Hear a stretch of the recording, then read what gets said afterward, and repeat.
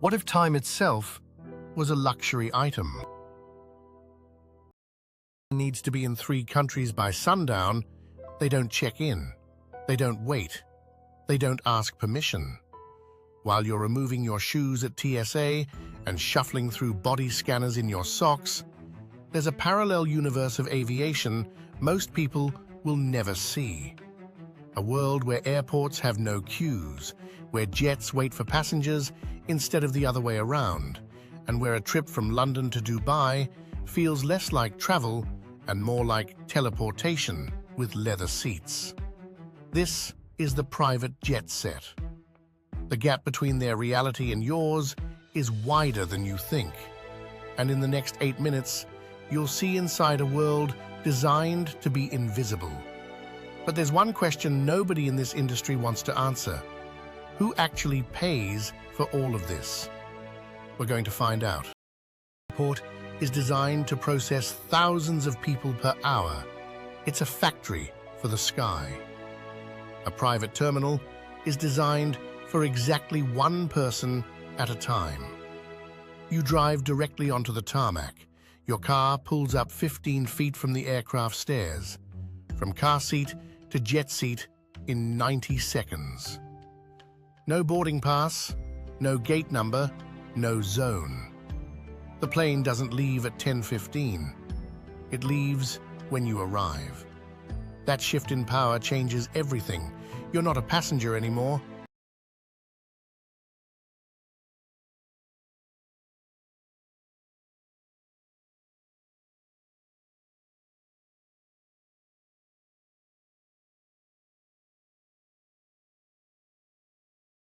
Inside, it barely feels like a plane.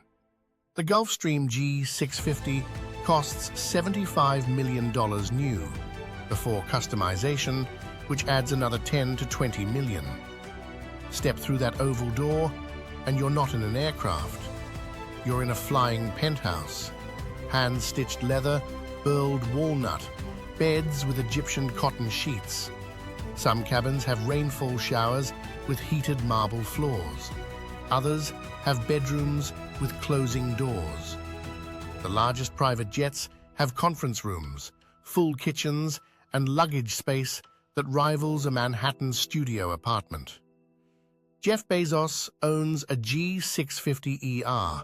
Photographers have captured him descending the stairs in aviator sunglasses, phone to his ear, closing 9-figure deals before his feet touch the ground. Elon Musk boards his G650 in a black t-shirt and jeans, sometimes with SpaceX engineers carrying prototype hardware. These aren't people taking vacations. These are people for whom time is worth millions per hour. But what's really surprising is who else has started flying this way. And that answer is coming up sooner than you'd expect. So who flies private? Start with the obvious. Fortune 500 CEOs, hedge fund managers, celebrities who can't risk a public moment going viral at 35,000 feet. But the bigger story is how normalized it's become.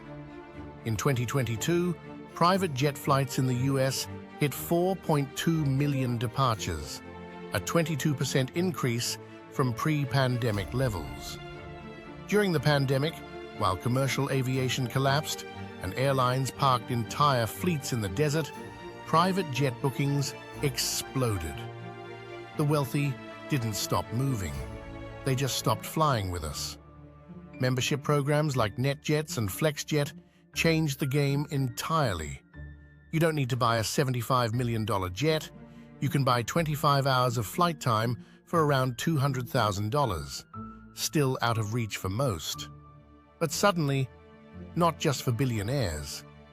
Successful doctors, entrepreneurs, mid-level executives are buying in. But here's what they leave out of the brochure. The purchase price Is just the beginning. A single transatlantic flight from New York to London burns roughly 4,000 gallons of fuel. At current prices, that's $20,000, one way. Pilots qualified to fly a G650 earn between $200,000 and $400,000 annually, You need two. Insurance runs $500,000 per year. Hangar fees, maintenance, inspections. You're looking at $3 to $4 million a year just to keep one jet operational before it ever leaves the ground. Owning a private jet is exactly like owning a super yacht. The real cost isn't buying it, it's keeping it alive.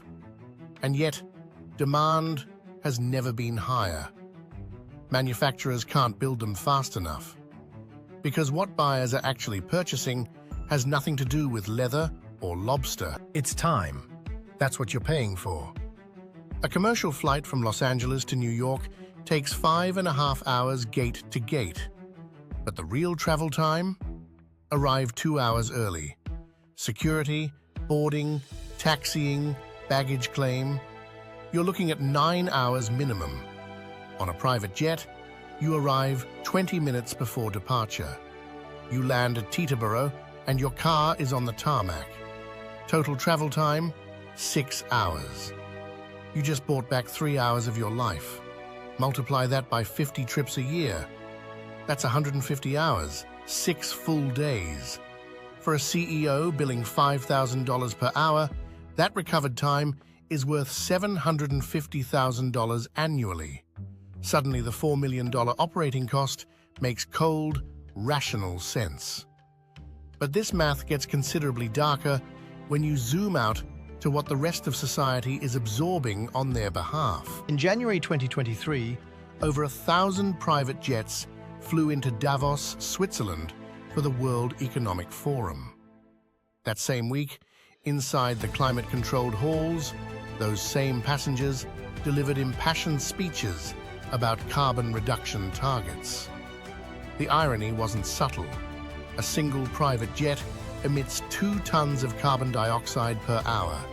Per passenger, that's 5 to 14 times more than flying commercial.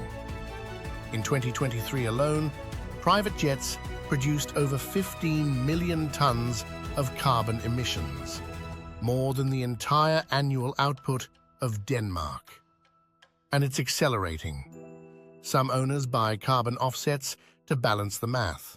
Critics call it guilt laundering, a way to keep flying while pretending the problem is handled. The bubble was holding, but someone was about to puncture it from an unexpected direction. His name is Jack Sweeney.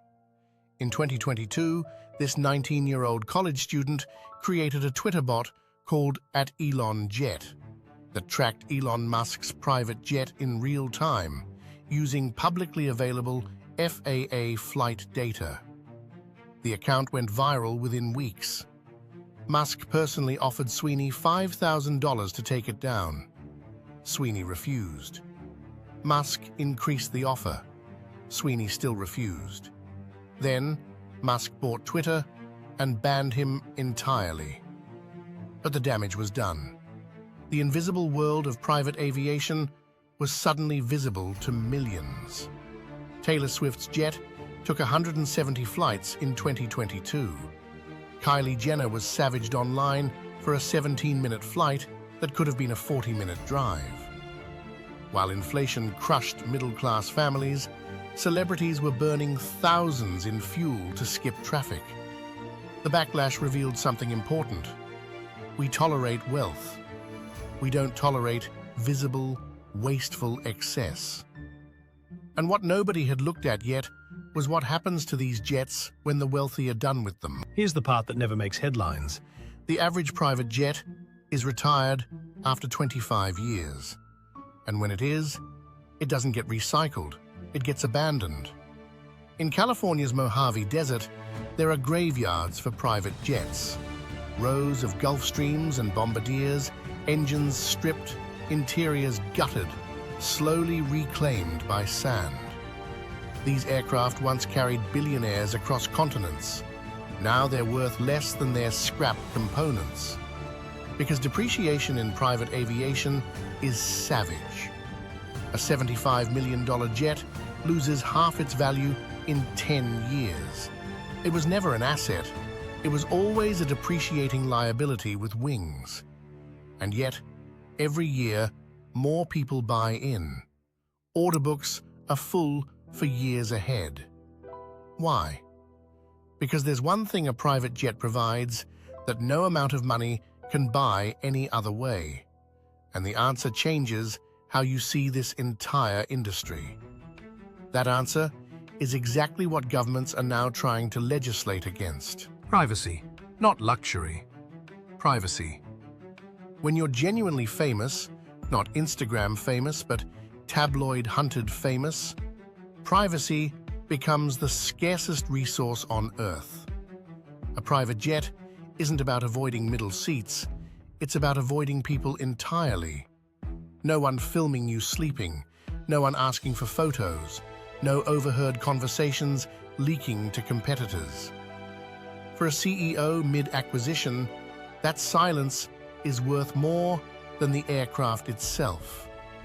For a politician, it's the difference between controlling your narrative and losing an election. The private jet is a fortress, a way to disappear while still being everywhere. And here is the answer we promised at the start. Who actually pays for all of this? You do. Through tax loopholes written by lobbyists. Through carbon costs future generations will inherit. Through a system engineered to let extreme wealth insulate itself from consequence. And that system only functions if the rest of us keep looking away. In 2023, France proposed banning private jets on domestic routes under 2.5 hours where train alternatives exist. The Netherlands began taxing private flights at 4 times the rate of commercial equivalents. The EU is debating a jet fuel tax targeting private aviation specifically. Why now? Private jets are less than 2% of flights, but produce 10% of aviation emissions. In the United States, private jet owners can deduct the entire purchase cost of their aircraft as a business expense under accelerated depreciation rules, meaning taxpayers subsidize billionaire travel through lost revenue, a loophole written into tax code by lobbyists, legal, but increasingly indefensible. Charter companies like Wheels and Blade are marketing cheaper access, short private flights for a few $100s, calling it democratization. Critics call it greenwashing. Making private jets feel accessible doesn't fix the fundamental problem. It spreads it. The industry knows it has a target on its back. Electric private jets are in development. Aviation's Alice and Heart Aerospace's ES-30 promise zero direct emissions, but they carry a brutal limitation. 300 miles of range maximum, commercially viable only after 2030 and only for short hops. Sustainable aviation fuel can cut life cycle emissions by 80%, but costs 3 to 4 times more than conventional jet fuel, and global production is less than 1% of total demand. Gulfstream's new G700 is 15% more efficient than previous models. Bombardier is investing in hybrid propulsion. But here is the truth no one in the industry wants to say plainly. None of it changes the fundamental equation. Private jets will always use more resources per passenger than any other form of human travel ever built. The question was never whether they can be made greener.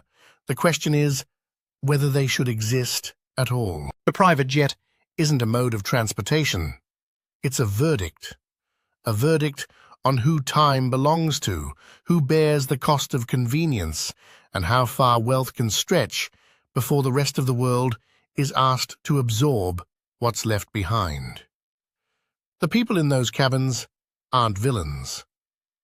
But the system they inhabit, the tax subsidies, the carbon inheritance, the deliberate invisibility, that system has consequences that land on everyone below the clouds.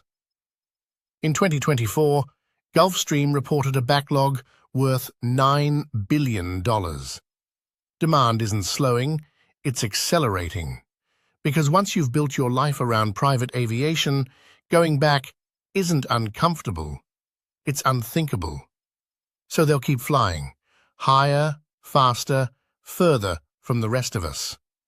The only question that matters now is a simple one. How much distance can money buy before something breaks? Their sky is a declaration of privilege.